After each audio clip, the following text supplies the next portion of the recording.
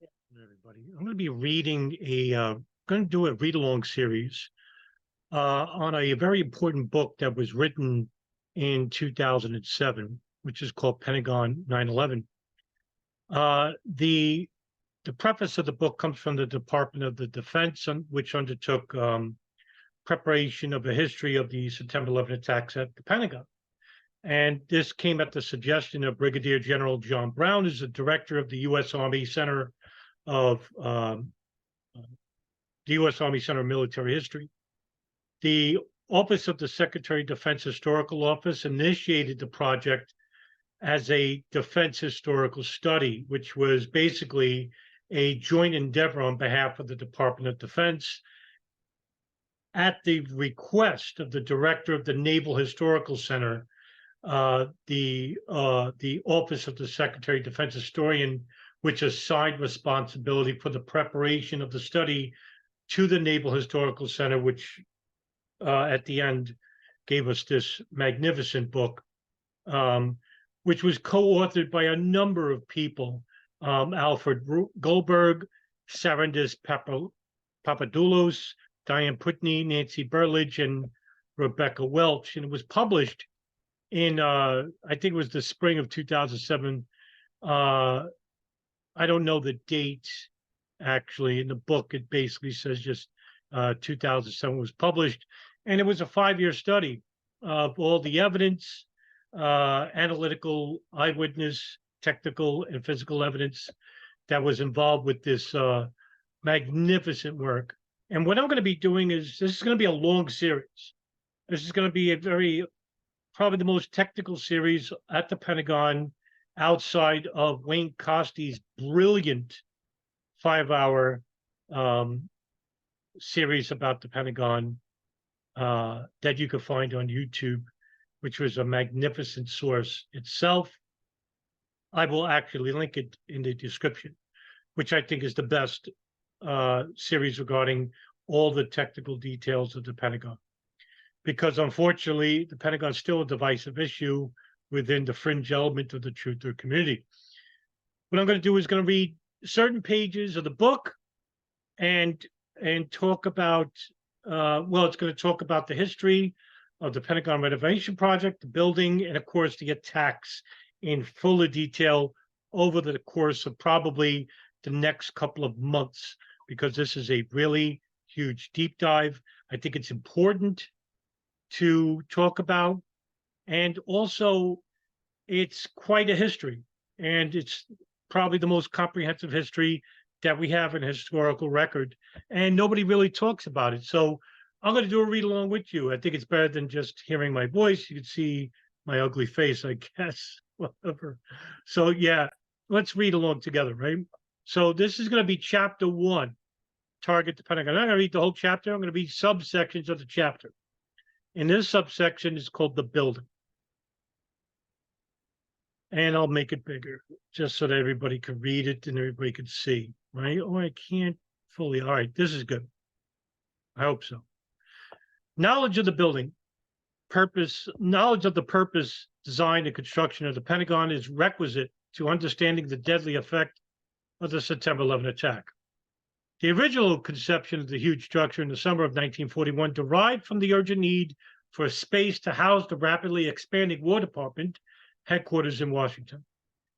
The shadow of the war in Europe and a growing threat in the Pacific from Japan had caused the United States to mount a partial mobilization of industry and manpower that greatly multiplied the activities and numbers of the Army in 1940-41. By July 1941, Chief of Staff General George C. Marshall had obtained permission from his superiors to plan for a single building to accommodate the burgeoning War Department staff scattered among 17 buildings in the Washington area. Where to place the building occasioned much controversy during the summer of 1941 until President Franklin D. Roosevelt decided in August on a site along the Potomac River in Arlington County, Virginia, directly across from Washington. Groundbreaking occurred on September 11th, exactly 60 years before the 2001 attack. The building was declared completed 16 months later, January 14, 1943. Now, there's a huge issue I know with fringe conspiracy theorists, when I say fringe conspiracy theorists, I mean people who make remarkable, sometimes outlandish statements related to the attacks that aren't backed by any evidence. Um, People say, well, the attacks took place because the building was constructed on September 11, 2001. I mean, that's a stretch, right? I know the numerology 9/11 groups out there that, want to make a big thing of this. It's just, you can find relevance to numbers and anything. And there's no evidence to suggest any of this. They attacked on September 11, 2001, 60 years prior to the building itself. I really don't know what else to say about this other than, has it some relevancy? I don't know what to tell you. I don't deal with this like spiritual and numerology part of 9/11. It just, I don't know what to make of it. I don't know. Originally, the Pentagon reservation had 583 acres by 2001. It had shrunk to 280 acres because of transfers to other purposes. The building covers 29 acres. Parking lots take up 67 acres. North and south parking and other smalling parking areas accommodate about 10,000 vehicles. Huge. A center court of more than 5 acres provides appealing landscaping and more light for the inside A ring. Of the 6.6 million square feet in the building, about 3.8 million were originally devoted to office space. It's one of the biggest buildings in the world. Not in terms of height, but in terms of width, in terms of feet. From the beginning, the building architects and engineers had decided on a pentagonal shape and horizontal rather than vertical projection, limiting the height to 4 stories. This saves space, it's just deeper. The afterthought addition of a 5th story in 1942 raised the building's height to 71 feet, a low-rise structure of such massive dimensions. About a mile around the exterior gives the Pentagon a fortress-like appearance, not inappropriate for a military headquarters. The appeal of the pentagonal shape, second only to a circular shape and efficient design, lay in making it possible to reach anywhere in the huge building by foot in 7 or 8 minutes, because they need to get to certain areas. I mean, if we're talking about the War Department, it's about a matter of time. It's a matter of convenience to get to one office, to the other office, from that office to the office space, to where stairways, escalators, freight elevators, and wide ramps provide ready access to all parts of the building. At the outset of construction, given wartime austerity and fiscal constraints, all parties involved agreed that it would be a no-nonsense building. No marble, no decoration, no ornamentation. Truly, a Pentagon, the structure has 5 concentric rings, labeled A to E from the innermost ring out. 5 sides, 5 floors, 5 light wells between the rings, mainly at the upper 3 floors, and which provides daylight for most officers. The dimensions are impressive. The 5 exterior walls are each 921 feet long. That's the exterior wall. And the 5 innermost walls facing the center court each are 362 feet long. From the outer face of the E ring, which is the outside of the Pentagon, the A ring is the innermost, right? The outer face of A ring, the building has an overall depth of 396 feet. It's 396 feet from E ring to A ring.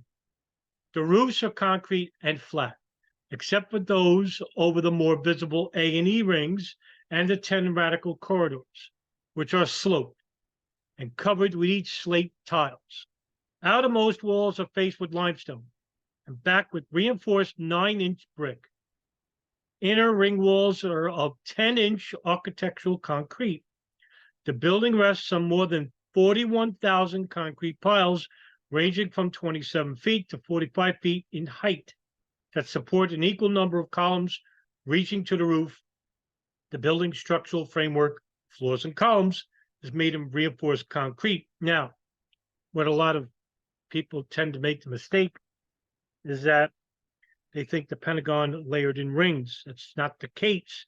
It's layered in rings this way, not this way. Okay. The first floor of the Pentagon has no ring. Straight through to A&E Drive, to A ring, A&E Drive. Right? First floor has a ring. Second floor, 2 ring. Third floor, get it, right? Okay. 10 numbered corridors radiate like spokes from the A-ring apexes on the inside of the building to the E-ring on the outside.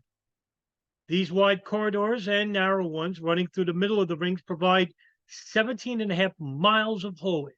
17.5 miles of hallways.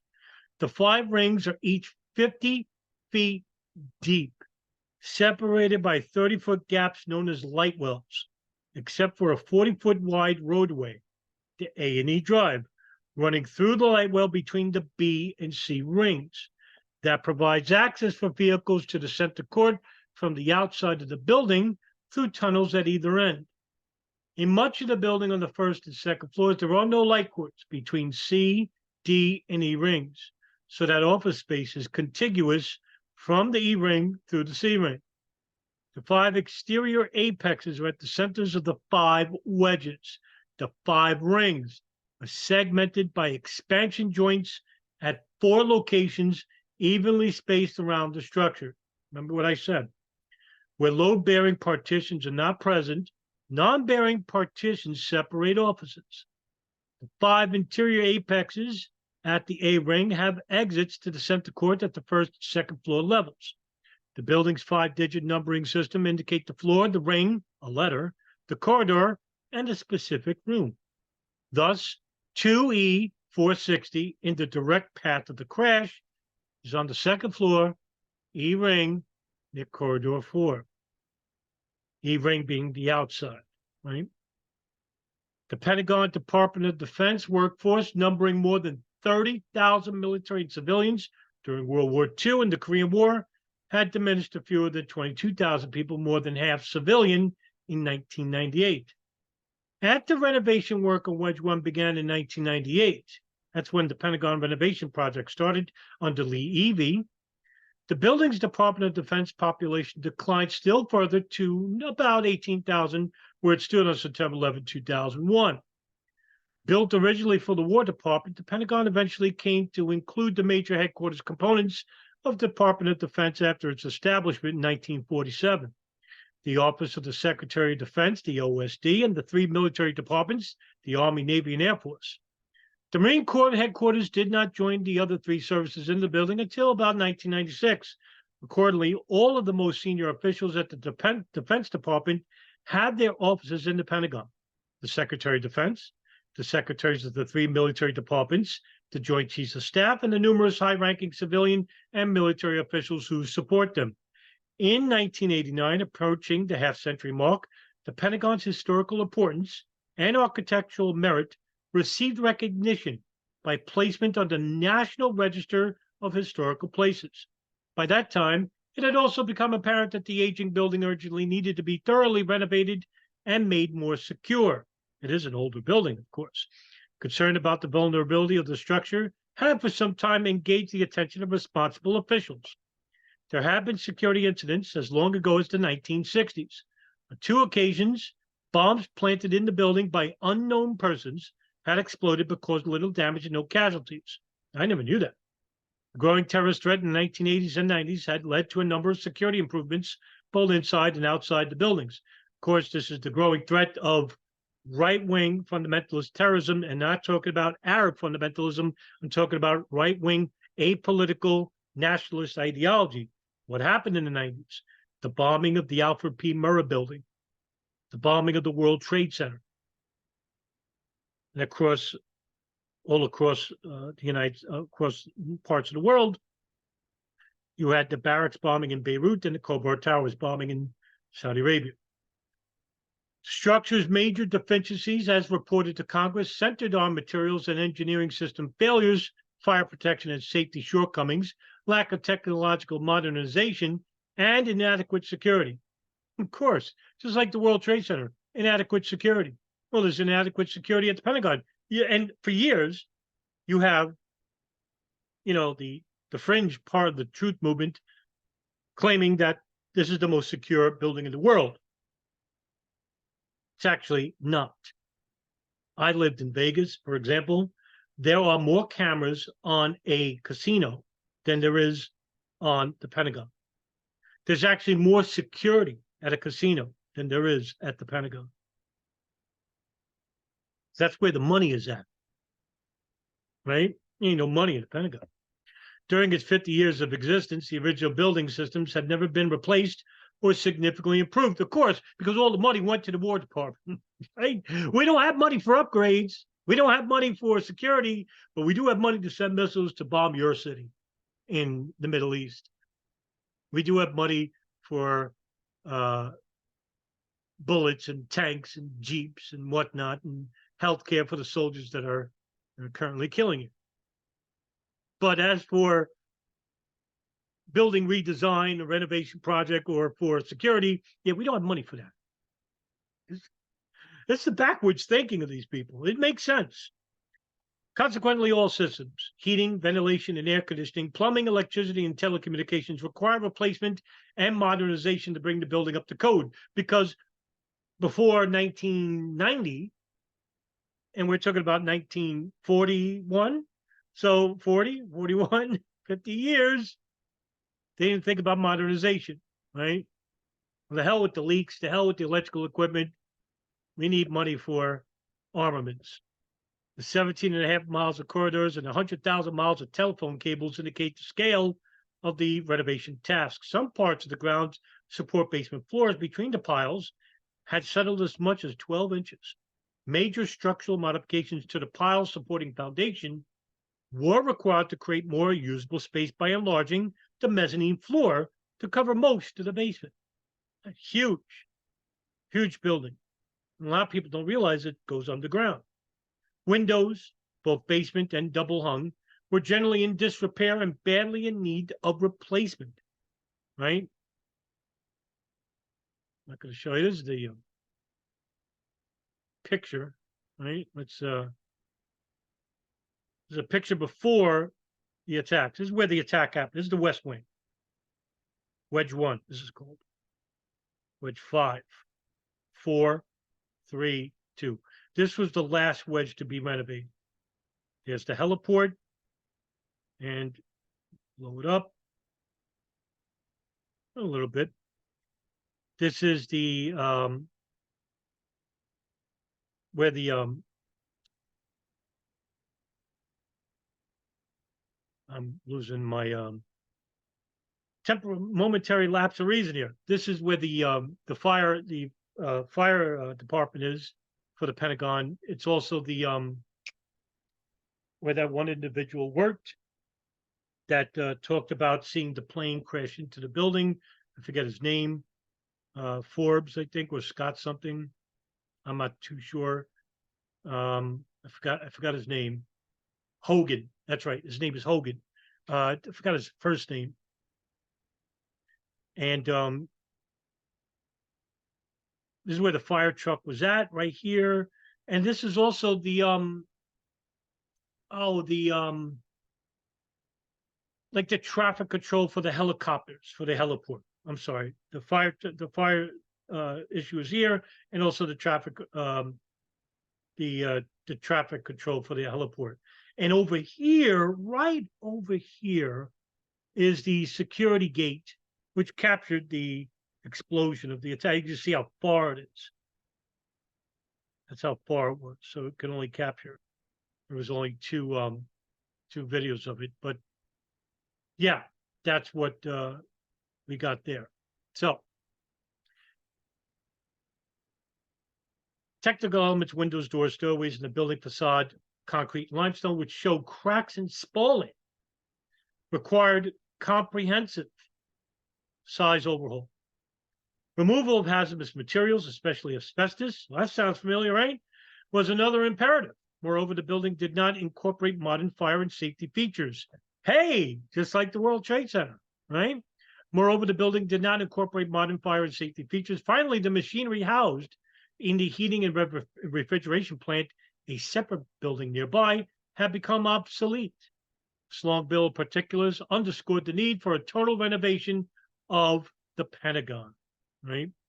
In 1990, Congress authorized a complete overhaul of the Pentagon, capping the cost at 1.218 billion, 1.2 billion in 1994. To plan and eventually oversee this huge undertaking, Department of Defense established under Washington Headquarters Services on an office that evolved into Pentagon Renovation Program Office, or PENREN, in 1997. PENREN managed all aspects of planning and execution of the renovation and construction work, employing contractors for almost every phase of the project. It soon became evident that the original plan to complete the work within 10 years was optimistic. By 2001, planners projected a completion date of 2014. The first construction phase and necessary preliminary to all renovation was the new heating and refrigeration plant and associated exterior utility projects beginning in 1993 and completed in September of 97. There followed the renovation of the basement and the extension of the basement mezzanine floor, a project of high priority and longer duration. That was the final phase of the project. After Wedge 1 was going to be finished, they were going to do the basement and the mezzanine floor, which would have took a long time. Upgrading security stood high on the list for the next stage of reconstruction and renovation of the building proper, which began in 98 with clearance of Wedge 1, most of whom, approximately 5,000 occupants, were moved to leased facilities in Northern Virginia by the end of the year. By September 2001, Wedge 1 had been largely reoccupied, and work was underway on adjacent Wedge 2, which had been cleared of all but about 700 occupants. I'm sorry, Wedge 2. Wedge 1 was the beginning. Extending from midway between corridors 2 and 3 to midway between corridors 4 and 5, with more than 1 million internal gross feet of space, Wedge 1 was only 5 days from official completion and housed about 3,800 people on September 11th. Corridor 4 provided access to Wedge 1 and all floors, but a temporary construction barrier wall midway between corridors 4 and 5 limited access to Corridor 5 by Wedge 1, occupants in all rings and on most floors. Under the renovation plan of all the walls, utilities, and asbestos in Wedge 1 were removed. The outer wall was reinforced with structural steel, and as you can see here, let me lower it. These are all the corridors. Here's the wedges. So there's 10 corridors, right? North. And this is the heliport. This is Wedge 1. 2, 3, 4, 5. There's the color codes, right?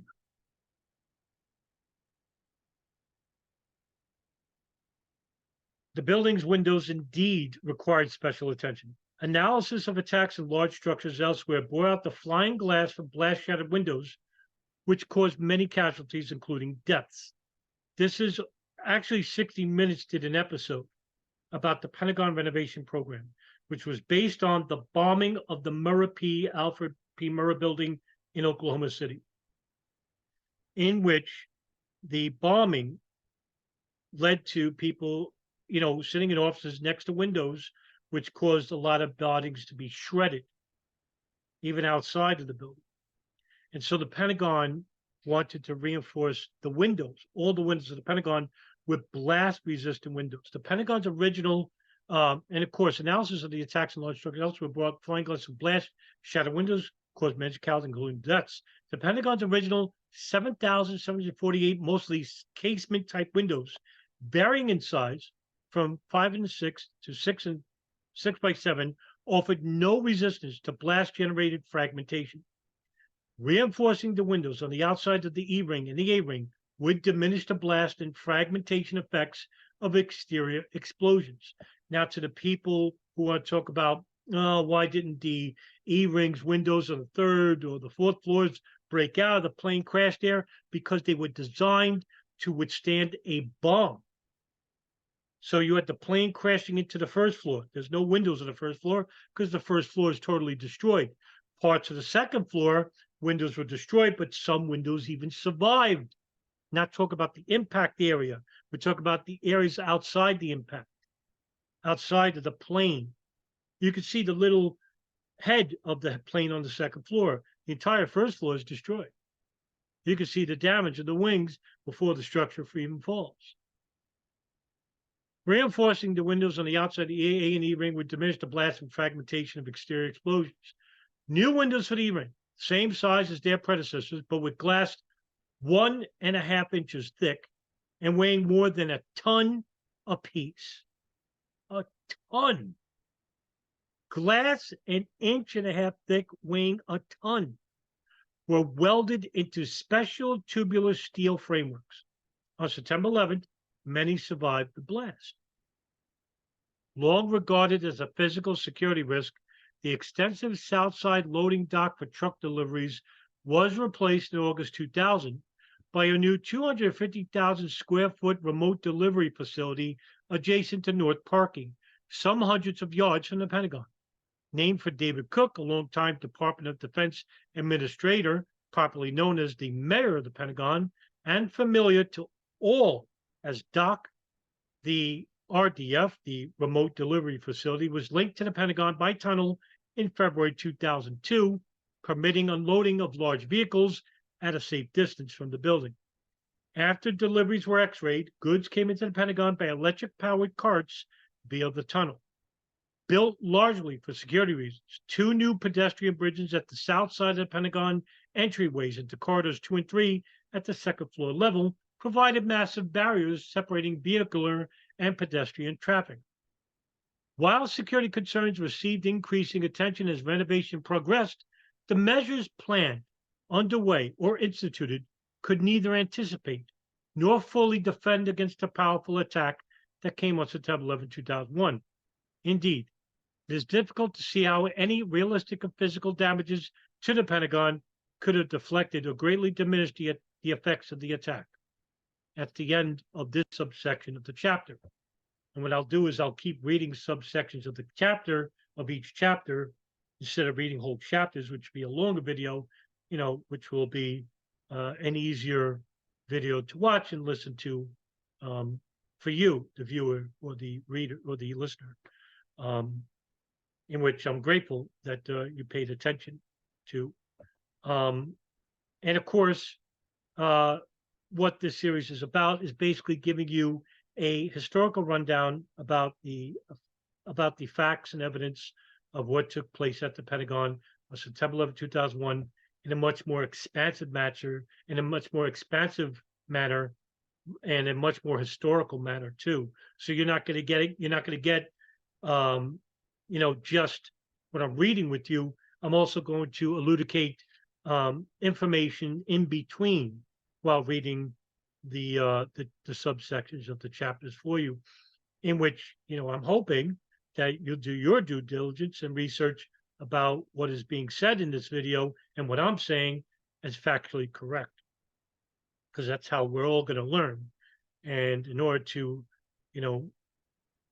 for those who want a new investigation or a hopeful congressional inquiry in the future for holding someone accountable, well, we can't go empty-handed. We have to know what we're talking about, and we have to show evidence for the claims that we're going to be making or the charges that we're going to be instituting on the people who basically created this mess or allowed for this mess to happen in the first place. Malfeasance, foreknowledge, or even facilitation of the attacks. No matter what, if you don't have evidence or information which could prosecute somebody, well, then you're going to be held liable for those charges. That's what happened to April Gallup. April Gallup, who worked at the Pentagon inside the building, didn't see what was happening outside the building. Later on, she was taken advantage of by frauds, and they basically left her in the dust because they have their preconceived agendas, which are all false, about no plane hitting the Pentagon or drones hitting the Pentagon and all the like, holograms and whatnot. So that's the end of this subsection of the chapter reading. And like as always, I'll see you in the next video. Have a good afternoon.